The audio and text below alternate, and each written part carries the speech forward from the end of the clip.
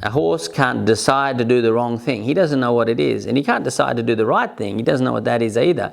He just responds to, will this be the best situation in my interest or not?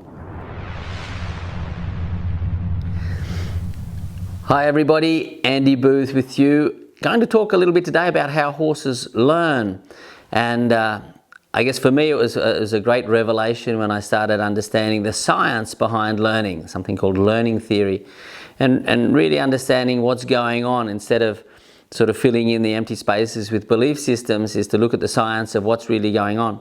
Now, as I might have mentioned in a previous video, talked about how equitation ethologique is something that's really moved forward here in France. You can probably tell I've got an Australian accent, but I'm living and working in France, working with a lot of different sport horses over here, and teaching horsemanship, but from a more scientific perspective. And I'll talk about that science today and how horses learn things. One of the most important things to understand is the basics of what's called the ethogram, is what horses need, the needs of the horse. And there's basically three that are really important. Is that horses need social interaction. You know, it's not an animal that lives by itself, and horses that are alone truly suffer. It goes right back to just a survival mechanism, safety in numbers. If I was back in Australia and I looked down at a beautiful beach and there was nobody swimming in that beach, you know, I'm not sure I'd go for a swim. But if I look down at a beautiful beach and there's 50 or 100 people paddling around in there, I might go out there and swim with them. And probably, you know, I'd be just as safe in both situations, but I'd feel better swimming around if there's other people out there. That probably means it's not so dangerous. And there is just safety in numbers. And horses really need that security, not feeling alone. If I was swimming in that beach and I was by myself, the chances that I'll be the one that's eaten by the shark are 1 in 1. Whereas, you know, if there's 100 people out there, well, the chances are 100 to 1. It's not something you'd think about, but we'd all be the same. You know, no one's going to go out there and jump into a beach on the harbour when there's nobody swimming out there, especially if nobody ever swims out there. So, you know, there's for the horse, basically, if there's other horses around, it's probably okay, and if there's not, well, it might not be okay. And if he's all alone, he's going to have security problems. He's going to feel like he's in a dangerous situation. He's going to be stressed. And then we get into all those different, you know, problems with the immune system, stereotypic behavior. So they start, you know, weaving, and they start cribbing, and start all these different things, walking around in circles. And terrible things to see. Unfortunately, here in Europe, where space is not as available as it is maybe in some other countries, you know, we do see a lot of that. Another thing that there's a little bit too much of over here sometimes is the stable. Horses are blocked up in stables up to 24 hours a day. You know, horses really don't enjoy that. They say, oh, well, you know, it's a bit cool outside, I'll bring him inside and put him all alone in a stable. So these things aren't a big help to the horse. Horses need social interaction. They need to be able to move, and they need to be able to eat fibre. You know, another thing that happens is the horses get blocked up in these stables, and they get 3 meals a day, and that really disrupts the whole system. All sorts of things go wrong, and if the horse isn't living his life as a horse should be, you could be a great horse educator, but the horse is still going to be suffering. So the first thing probably, you know, when we're talking about how horses learn is, you know, before we even get into the whole learning aspect, is my horse comfortable in his life? Am I respecting the ethogram? Am I respecting my horse's needs?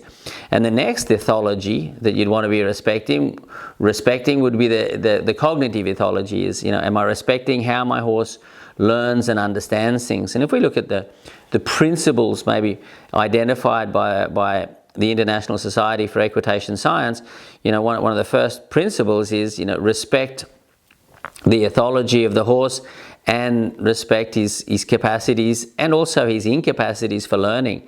So, you know, understand and use learning theory correctly. So, these couple of principles here, that they're really, really important even before we get into the techniques and the principles of horse training. Am I listening to what the horse needs? What is a horse?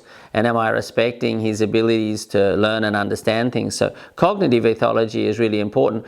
If we look into the horse's brain, the first thing we need to understand, so I'll really make it as simple as I can, because otherwise, if you get right into the science, whilst I'm pretty passionate about that, I really do like the science, and the more I get interested in it, the more I want to know why things are happening. But it can get pretty heavy, the science can get, you feel like you're running through molasses sometimes, so I'll keep that pretty light. But there's basically 3 parts in the brain. There's the reptilian system, so the horse can breathe and digest and all these sort of things that he's not actually consciously controlling. Same thing for us. There's the limbic system in the brain, and that's taking care of his ability to move and also his emotions. And we've got those same brain parts up to that level. We have emotions and things. Some of our emotions are a little bit controlled by reasoning abilities that the horse might not have, but we can move our bodies. We don't have to think about that. Horses don't actually consciously have to do, okay, well now I need to change into a canter because it's more economic, so I need to change from this diagonalized movement that I'm in and break one of the 2 diagonals and start breaking into a lope. It's not something that consciously goes on. He's not thinking a lot about it. If you had to think about running those 4 legs, you'd probably fall over. So these things are, run sort of automatically, I guess, by the motor system and coming through the limbic parts of the brain. But the major difference between us and horses is that frontal lobe, is the frontal cortex, this part that we've got in our brain just back here, that gives us that ability to, I've got the ability to talk to you, language. So I'm looking for my words a little bit in English, but if I was chatting away in French, I wouldn't necessarily have to think so much. And all the ability to read and write and analyze, and especially reasoning abilities, to be able to look at a situation and analyze the situation.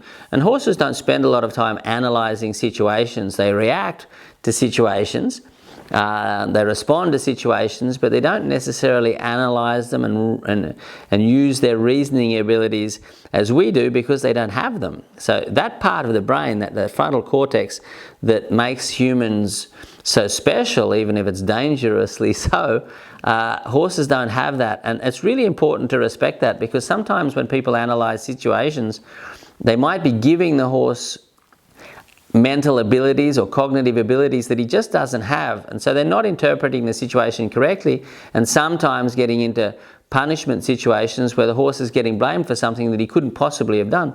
Like in a previous video, I've already talked about the notion of respect, which was really a notion that I was quite fond of, I guess. I really stuck to that principle of a horse needs to be respectful until, with the help of some of the scientific community, I was able to understand that the horse doesn't have those issues with us, that there's not necessarily what I was interpreting as leadership situations and respect situations weren't necessarily happening.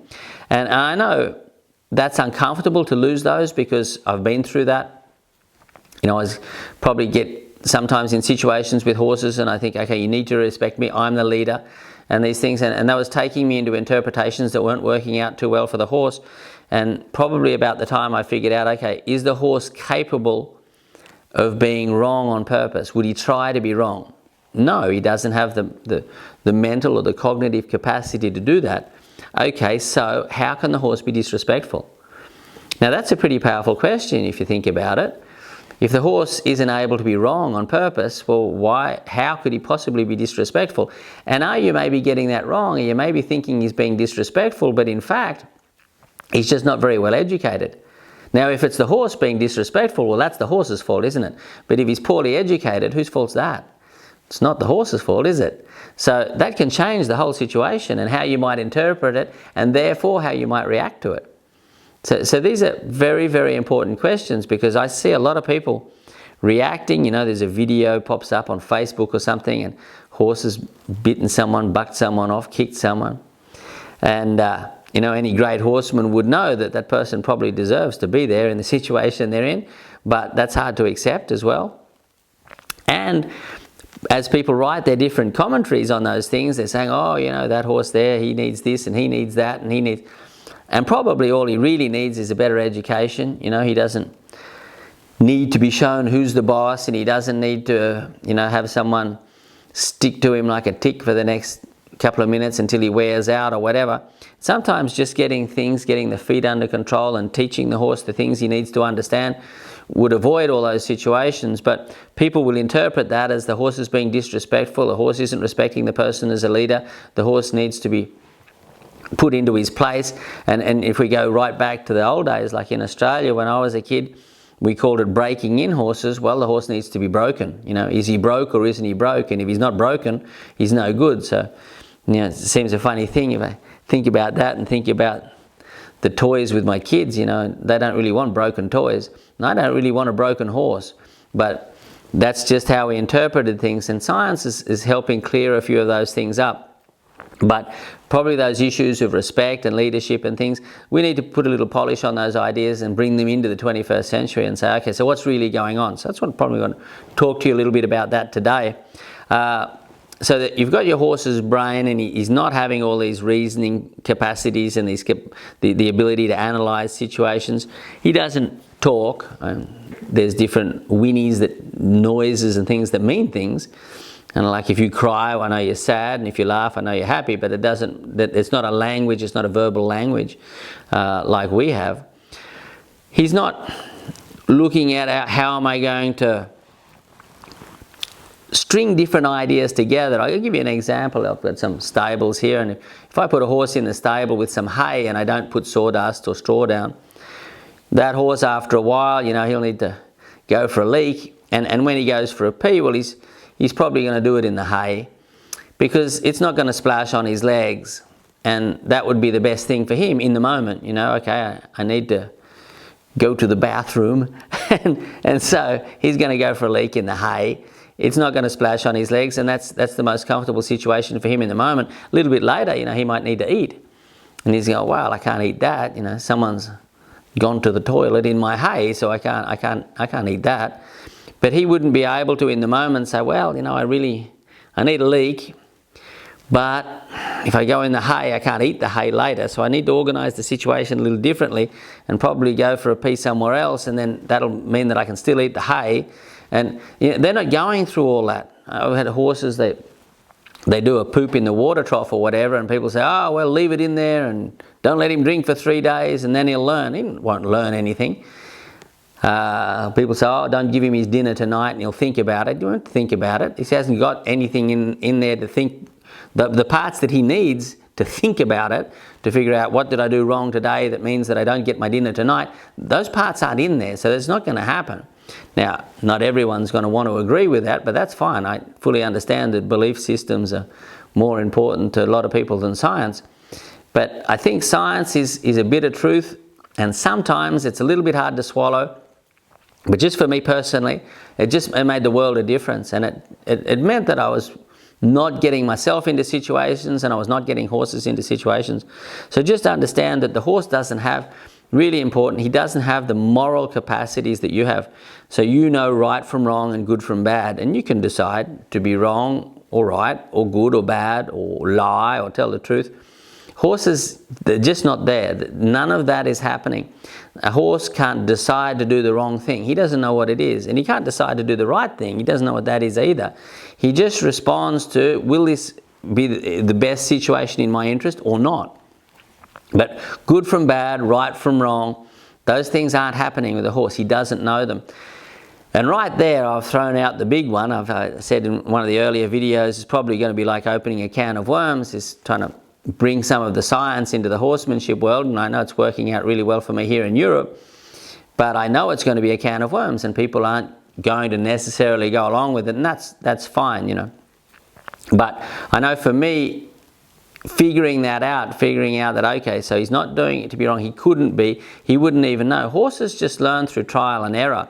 one of the really important things to understand with that is, for example, I put some pressure on the horse and he's trying to figure out, okay, how do I get through this situation? How do I figure out how to remove that pressure from myself? So he's looking for solutions. So he's going into a trial and error system of learning. But one of this, it's really important to understand that an error is a trial. I'll just repeat that because you need to have a little think about it. An error is a trial. He's not trying to be wrong. He's just trying to see, would this work? So, you know, I might have a lot of Europeans get themselves into this trouble. They've got too much hands and leg at the same time. And the horse said, well, I don't know how to remove. I've got pressure in my mouth. I've got pressure in my ribs, pressure everywhere. What if I rear up? Well, then the person removes the leg pressure, removes the pressure in the hands, and grabs onto the horse's neck, tries to save their life. And the horse has just figured out, well, that worked out. I'll do that again. Next time that I'm kind of blocked up between hands and legs and don't know where to go, I'll go up. Up works. And the person's thinking, well, he's not respecting me, and I'm not the leader, and this is going wrong, and so I need to whack on the horse a little bit, and they'll end up getting it all wrong and getting themselves in a far worse situation to where eventually they just can't even get on the horse. And then they'll send it to someone to fix it up, and I've been in that situation. It's pretty horrible because we end up getting in dangerous situations because someone else has badly educated the horse, and they think that the horse is getting it wrong. They think it's the horse's fault. Oh, his problem is that he rears up. It's not his problem, that's his solution. He's got no problem with rearing up. He finds that real easy. So, you know, the person's saying, oh, the horse is the problem, and the horse is telling you the opposite. He's saying, oh, no problem with rearing. Rearing works fine for me. Great solution, best thing I figured out in years. You know, too much legs and trying to push and carry on with the horse, and the horse ends up, if I throw in a buck, that stops. So the horse, oh, his problem is when I try to pick up a canter, he bucks. No, it's not his problem, that's his solution. He's figured that out, works out really well for him. His problem is when I try to get him into the trailer, he rears up, spins around, takes off. That's his problem, is he doesn't like the trailer. That's not his problem, that's his solution. Your problem is you can't get the horse in the trailer. So, you know, for a lot of horses spend a lot of time learning things, and they just should never ever learn those things. And they learn them because the human is not conscious of what's actually going on, and sometimes they're living in a film, and that's not the reality. So science is the reality, but it's not always what we want to hear, that's for sure and certain.